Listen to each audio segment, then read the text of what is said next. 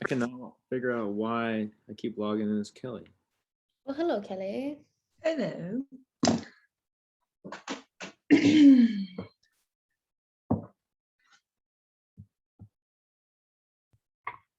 What's up?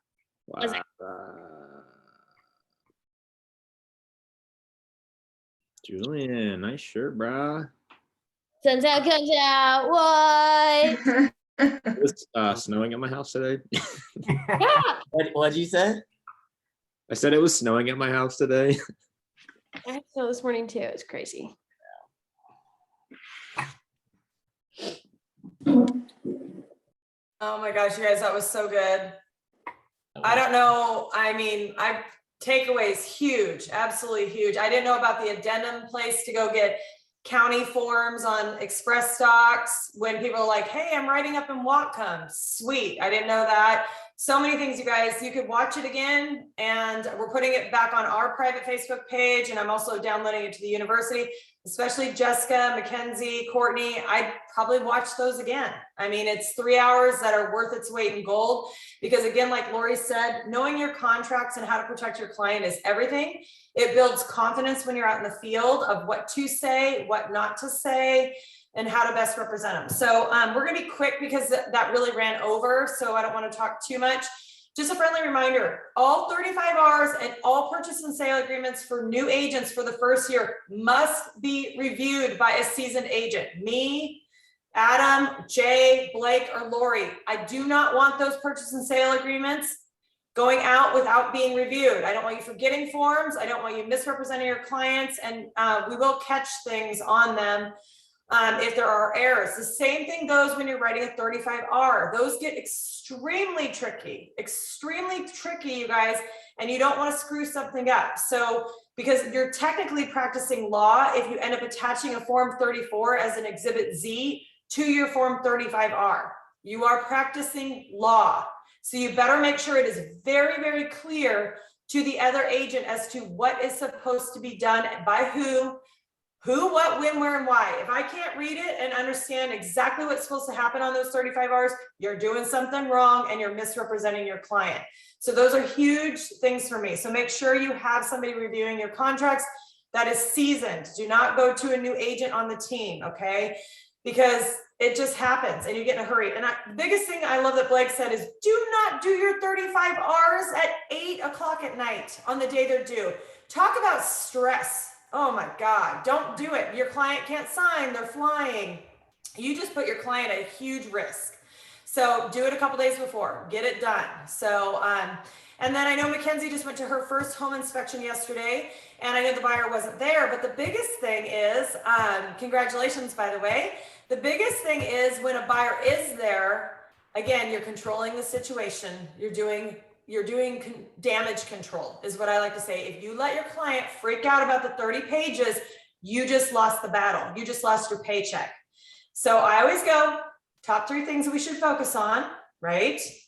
Because there's no better way to kill a deal quicker than for asking for 70 things on a home inspection, 50 things on a home inspection. Do not let your client control that. Hey Keith, hey Scott, what are the 3 main things that you would focus on with this house?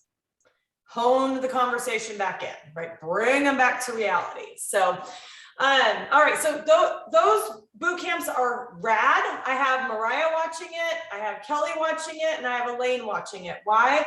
Because there's so much takeaway, there's so much juice. So watch them again, you guys. I mean, I don't care how old you are in this business. Again, keep learning, keep learning.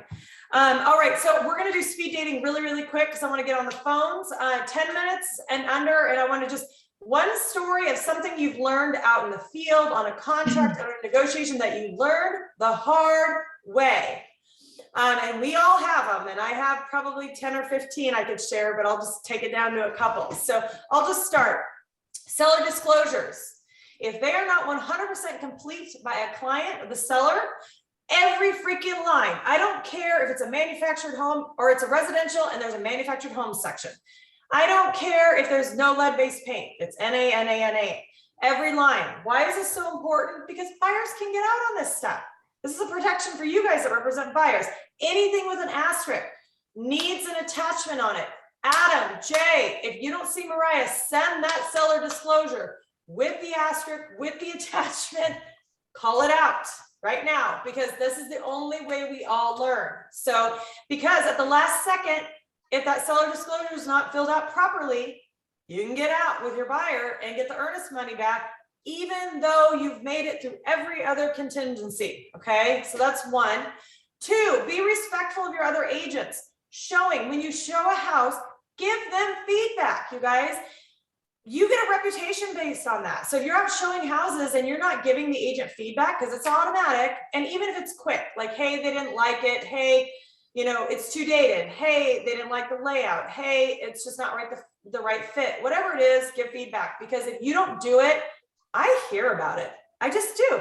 Other agents are like, well, I'm not giving you feedback, Kelly. I said, well, why?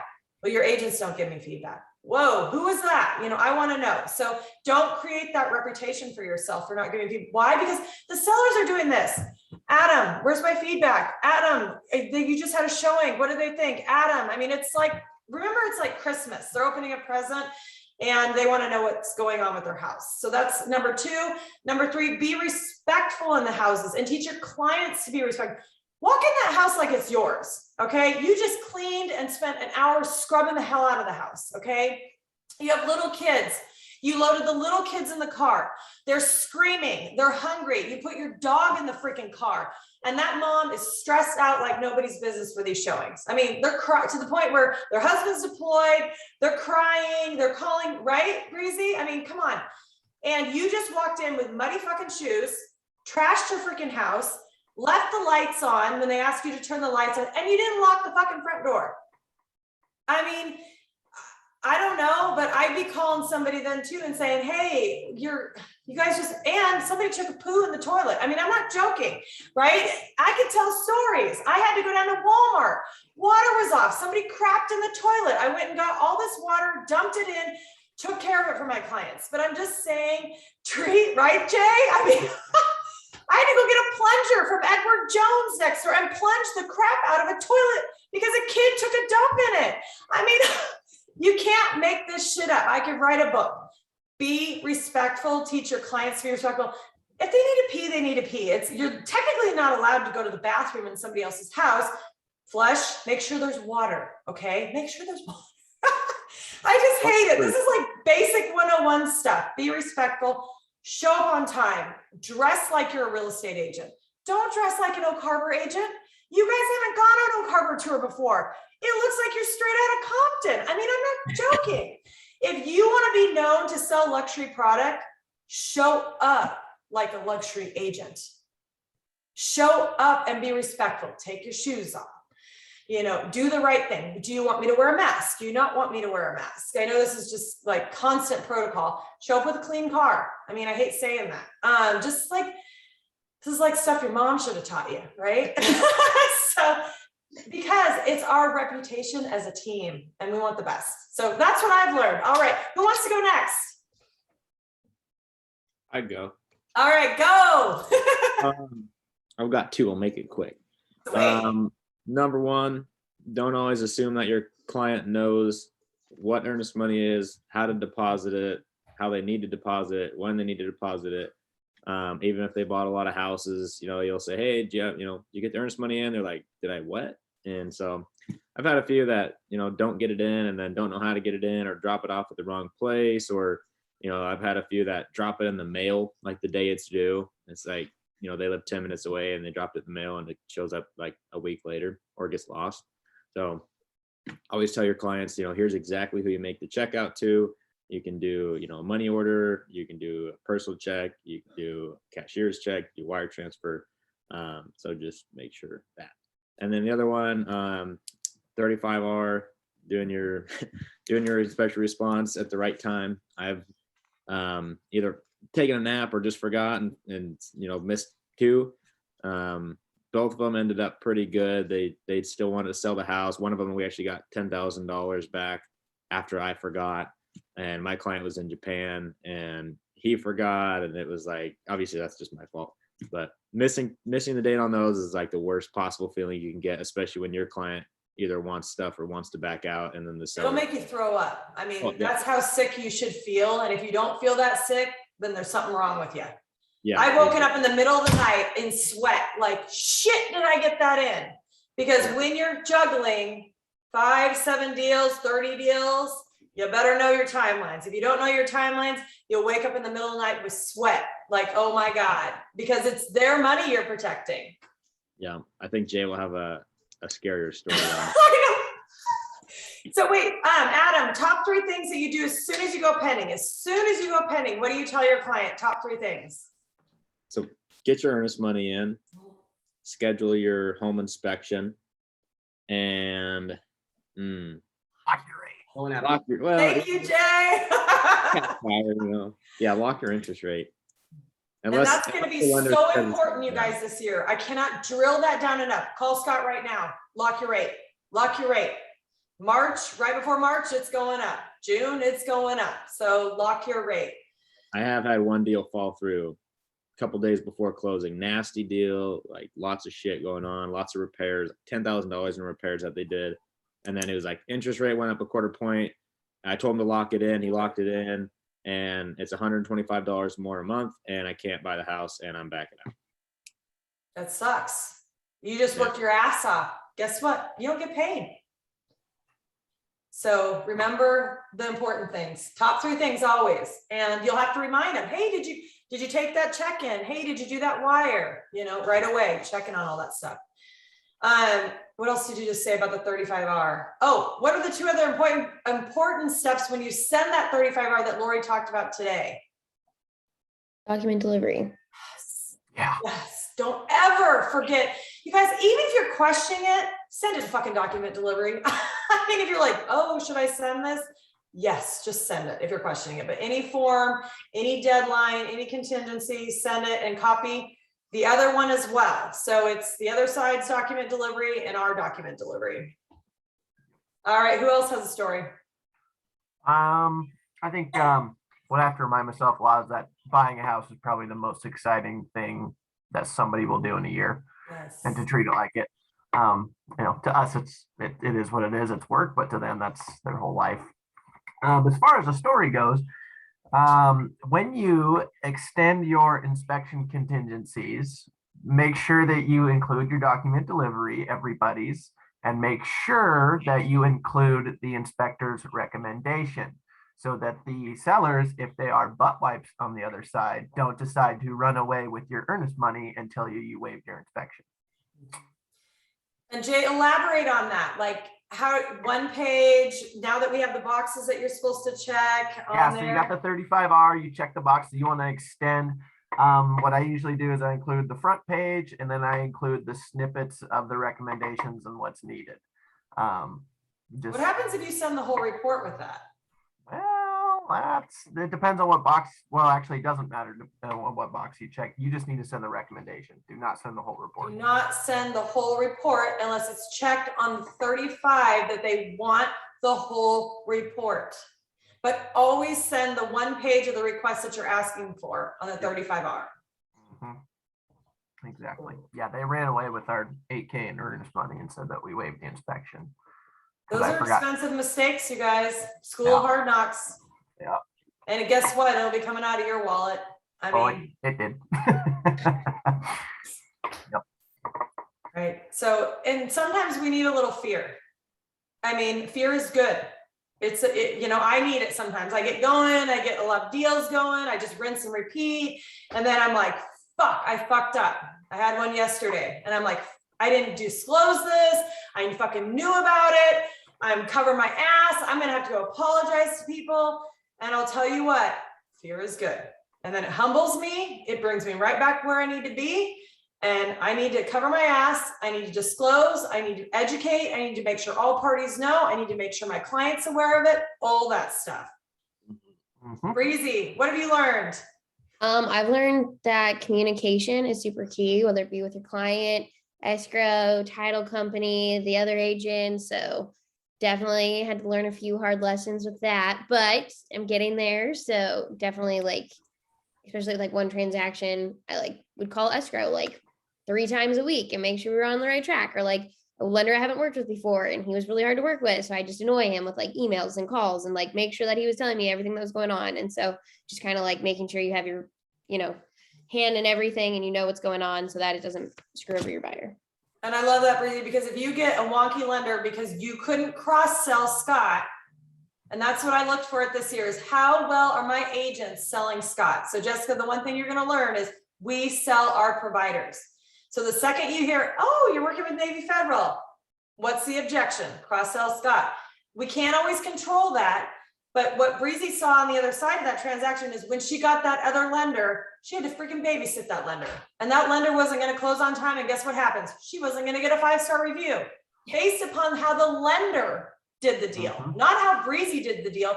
Breezy can bend over backwards, love on this client, do everything right. But if you have the wrong partner lender, sorry, you're fucked. I hate saying it, so that's why we cross-sell. It's tried and true. All right, Julian, you're up. Yeah, so actually going off of, going with a lender who, you don't want to use, plays right into my story. So I had a client and I had pushed Scott a lot. I had gotten my client on the phone with Scott. Scott was in contact pretty constantly with them, and they decided to go with Navy Fed ultimately.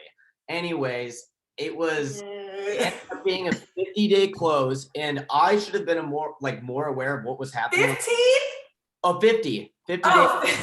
Oh, 15. Oh, God, I wish. No, so it was a 50-day close, and I should have been more aware of what was happening on the back end of the transaction, like what was happening with the sell side, what they were doing, because it ended up that we were at the head of the domino set of a four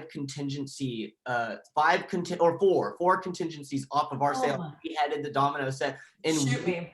And my client, I told him in the beginning, hey, to make sure not to, no big purchases. And his girlfriend is in mortgage. So I thought that's obvious, I should have maybe emphasized it more because he made a credit card purchase during the transaction, which extended our closing, and people on the other side threatened not to close. So everything almost fell apart. The whole domino set almost came down, and it was all up to my transaction and closing. And I had to call the lender constantly. I was on him every single day, hey, we need to get this shit done. I don't know what you guys need to do to turn this file over quicker, but you have to do something. Thank God Carrie Anderson was on the other side, and she was especially helpful, and she was really good to work with. But yeah, anyways, honestly, just emphasizing hey, don't make any big purchases, and being aware of what's happening on the other side of the transaction, because I didn't even think that was something I really needed to be But concerned you need about. to babysit that. Yep. Yeah, it didn't even cross my mind, but yeah, clearly you do. Oh, and I'll be honest with you, I just had one. It was just a dual contingency. So contingent on a purchase in Cedar Woolley, and I had to babysit that agent. She didn't know what the hell she was doing. And guess what? I got calls from my client on the sales side about every question on the contingency. I wasn't representing on that side, but I went through every form with her. I educated her on it, and I told her what the timelines were, because I knew that agent was a new agent on the other side. She didn't know shit. So I was she's like, when do we close? The closing date says this on the purchase and sale agreement. I said, it doesn't matter what it says. The contingent addendum supersedes the closing date, and you have to close within 3 days of our sale. So you guys, you have to know who's on the other side of the transaction. If we don't have it in our team, and you need to know how much they know, what they do and they don't know. And you usually find out very, very quickly from your client that they don't know very much, because they're not telling them the addendums. That's why we do education. It's huge. So, and when I've never had a 5 contingency, Julian, so that trumps that. I've done several. 4, I think it was. I was good Yeah. God. And I would have had every single one of those agents' names. What do you want to know? Is it through inspection? Is it through appraisal? Hey, are you on time for closing? Is it cash? Is it finance? I want to know every single one of those contingencies, and I want to know exactly who the agent is, where the property is located, and the details about that property. Because if I'm on the tail end of it, I'm managing it, Really scary. Michelle was the 3rd domino down, I think. And so it was her seller who was threatening not to extend closing. And just I don't know why, she just didn't want to. Because you're going to have to build confidence with each one of those agents that, hey, this is happening, right? And that's what I was trying to say. Hey, we're going to get it done. They're telling me this, this is going to happen. They said it's right back in underwriting, is about to be out. I don't know. It was stressful, but I realized you need to know what's happening on the other side. Yep. Be aware. Remember, if you're not in control, it's a shit show. I'm like, you either control it or somebody else will, and that you won't like the outcome. That's always my rule of thumb. So, and that's what I always ask. If you say, hey, Breezy says, hey, will you make a contingent offer on that property, Kelly? What's the first thing I'm gonna ask you? Where's the house? Who's the agent? How long is it gonna take to sell? Are they pricing it to sell right? What's the condition? What does it look like? If I'm not asking those questions for my seller, I suck as an agent, and I don't want to be that agent. And that's the first thing I tell my sellers to say, hey, we got a call about contingency. I'm going to go in and interview the other agent. I want to know what's going on. And if the other agent tells me, oh my God, the house is a dump, it's going to take, they need to clean it up, they're not motivated, I'm like, nope, we're not taking the contingent sale. So that again is like super, super important, especially for Adam J taking listings. You make sure that you interview, you build confidence with your seller, and you advise them whether to take it or not. So that's super important. So let's see, on that note, Mackenzie, what have you learned in your first 2 transactions? Love it. I haven't had anything crazy happen, but you said in the text, like, was showing like open houses and stuff. So I think something would be like just being more like knowledgeable about like the community, like the CCNRs or something. Like with the Dublin one, a lot of people were asking about like height requirements and stuff like that. So I think just like knowing that kind of information. What is it in Skyline? 15 feet from the highest point, Adam? I think is it 14? It's 14. Is it 14? Yeah. And you can't block anybody's view. So if you're 14 feet and you're blocking the neighbor behind you, they will make you tear your house down. They have made somebody tear their house down in Skyline. And where would you find that, Mackenzie? Google. I don't know. CCNRs, Skyline HOA, community. So you should go. So, okay, let me give you just 2 cents there. I'm hosting an open house. What's the first thing I'm going to do before I go? Call the listing agent, me, and say, Kelly, tell me what you know about Skyline. Tell me what I should know. That's what you should be doing. Or get on there and get on the Skyline HOA, learn about the community, read the CCNRs, and have all the Skyline sales and have them with you when you go out prior to have them reviewed, and memorize the stats. Hey, there's 3 active homes in Skyline right now. There's 5 pendings, and there's been 20 sold in the last 6 months. Average consecutive days on market is blah, blah, blah. List versus sell is 102%. Most sellers are getting 2% over lists. You should be able to quote that in your sleep. And if you can't, you sit in the car prior to the open house and you just say it to yourself over and over again until you sound like you're the freaking expert. I love talking to myself. I ask my husband, I go through the house talking to myself all the time. So you guys, be the local expert. So when you go to that, if you don't know, ask those questions, And then the other thing is, hey, I'm not sure on that question, but let me get back to you. What's your contact information? And I'll get back to you on the height restriction. So just so that way you can always look like the expert. Courtney, you have been with us a long time already, and you have been sitting in on all these meetings and education. So tell me something that you've learned, even though you've been out in the field a little bit. So yeah, I definitely just feel like I've only been to a couple of open houses over the next few weeks. I'd like to hit some more as I get closer. But definitely just holding yourself with confidence. Like even like I went into my first couple open houses, like super awkward, like super, like just, I didn't know terms. I didn't know, like, this was like when I was first starting out with you guys. So like, I just was like super fresh.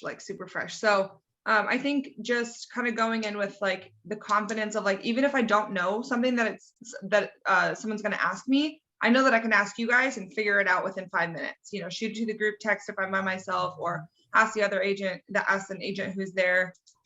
So yeah, just like protruding the confidence that I want others to know that I have, you know what I mean? So. And the only way you get that, Courtney, is continuing to mentor. And so part of we're going to do implementing a 30, 60, 90-day onboarding. And part of that is going to be, how many open houses have you been to in the last month? How many buyers agents have you shadowed?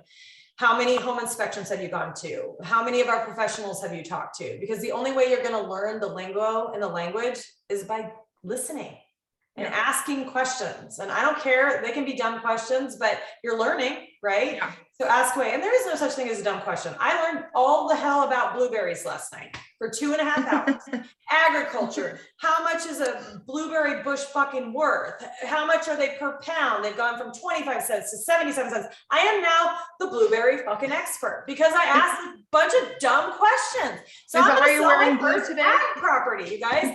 There's always a first, but keep asking, growing. It's super important. So you guys, you'll always learn in this business. It's super cool. But if you don't ask questions, you won't learn. So keep asking. All right, you guys, let's hit the phones and make it an awesome prospecting session. Anything else? Anybody need anything else? No? How did your All right. inspection go, Mackenzie? Did it go well? Yeah, it went well. I'm just waiting on the report. How long does that usually take to get back? Did they pay for it? Yeah, You should get it any minute, probably. okay. Ready. They usually send out like 6 a.m. Yeah. So I'm going to ask you a question real quick. What are the top 3 things that you're going to call out? The roof, and then electrical stuff, and then the crawl space. He said there's some settling. So I'm telling He you, said it's you have- minor. What'd you say? That's huge. Well, no, Keith said that it was, he's like, it's not, he's like, it'll be an easy thing to do, but it just needs to be done. He said something with like the posts, like that they're settling or something. That's a big fucking deal. I'm just telling you right now. I'm like, when you said those items, I'm like, deal dead. And the reason being is because crawls and roofs are the biggest deal. So what are you doing right now about the roof? The roof, he said it's like, it's not new and it's not where it needs to be replaced. It's like right in the middle. So there's just some areas that need to be fixed up is what he said. Okay, so you're not asking for a new roof, right? No. Okay, praise be to God. So what are you asking for? So- He said that just like somebody will need to come out and touch up some areas, like replace some like shingles in some certain areas on the roof. Well, Silver Hammer, he'll do it for $500 or under. He's pretty good at that stuff. $500 or under, and that, okay, so you're only as good as the people you know. Sorry, the cheap people you know that'll make repairs. If you go call somebody else and somebody comes back out and does repairs for $5,000, it may kill your transaction. This is super important, you guys. You're gonna have to bug the hell out of Silver Hammer, and this is why you use our team chat. If you're not using the team chat, like, hey, I have roof repairs, who do you recommend? It goes out to all of us and you ask that question. Crawl space, contractor, like it's a post and pier house. It looked pretty dang new. Is it post and pier? I'm sorry, I don't know what a post and pier, what do you, So What that is means it's old school, like 1900s, 1910s. oh, okay, so there's a new addition to the house. He said the newer side, which was in the like 1998, he said it looks great. On the other side, it's the 1940s. He's like, it's definitely been redone, and but there's just some things that just need to be like updated or I forget the word verbiage that he used. That's why I was waiting on his report so I could look at it and see. So it did again. you ask Scott when you were out there, who do you recommend for that? I did not, because I was That going to would be ask the y'all. first thing I would do. I'd get on the phone right now and say, hey, I'm just checking in on the report. And I wanted to know. So the first thing I do, if I'm sitting at a home inspection and I'm hearing this stuff, oh, I'm on the phone right now. Boom, boom, boom, boom, boom. I'm calling. And I want people going out there and I'm letting the listing agent, you cannot let somebody, if that house is owner occupied, you cannot let somebody go out to that house without letting the listing agent know. Okay, so don't have a roofer show up unannounced. Hey, and so I'm doing it right now, like right away. I wanted to, because the problem is this, is you have very, very limited time to get those resources and get those quotes to inform your buyer on what to do next. So I'm always calling when I'm out there. So when you're out of the inspection and you're like, hey, I need somebody with a foundation. Hey, I need somebody with a roof. You should be texting the group chat and getting our resources. Adam has a ton of them. Jay has a ton of them. I have a ton of them. And you're calling and you're getting that information. Now, if I hear the roof shot, I'm on the phone with the listing agent. I'm like, hey, you know, we kind of have a big ticket item right now. It's probably like a $20,000 roof, $15,000 roof. Did the seller know it was shot? Do you think we can work through this? Do you think we can compromise on this? Do you think we can solve this? No, they don't have a dollar to their name. They're not going to fix the roof, blah, blah, blah, blah, blah. I know ahead of time how the seller views the roof. So using the listing agent, using your resources to get information extremely quickly in this industry is really, really important. Now, if I get one crappy bid, I may have 3 guys lined up to go out to look at that roof, okay? Because I may get one that gives me an estimate back and the other 2 won't return my freaking phone calls, right? And so getting contractors and handymen out, super hard right now. The first thing I would do is I'd be calling Adam's guy, the maintenance guy he just sent. Why? I sent him 4 deals 2 days ago, 4. And he was on it like a hotcake. Hey, I have these listings. I need these repairs. Let's do it, you guys. So just remember that you're only as good as your resources, and those resources will save your deal or kill your deal.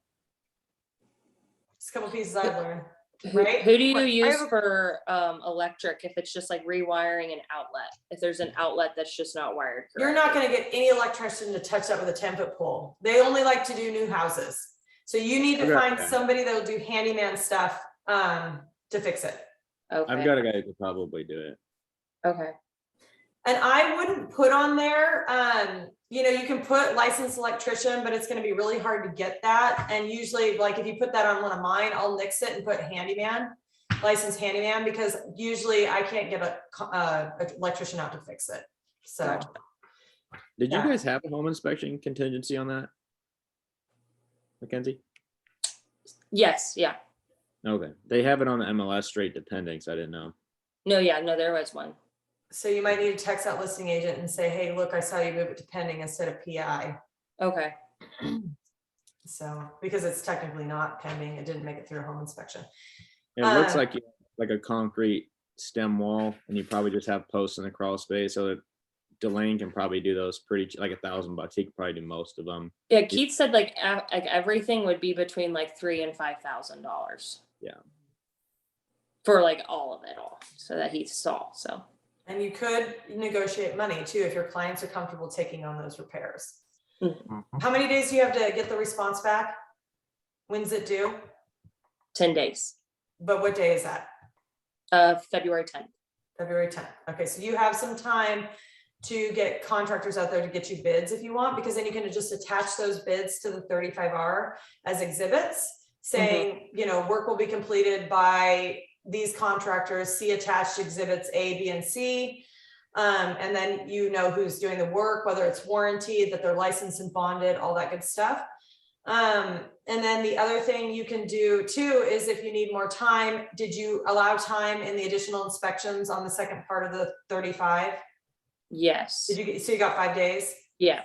Okay, so let's say you were gonna exercise that to get more bids. How would you present that to the listing agent?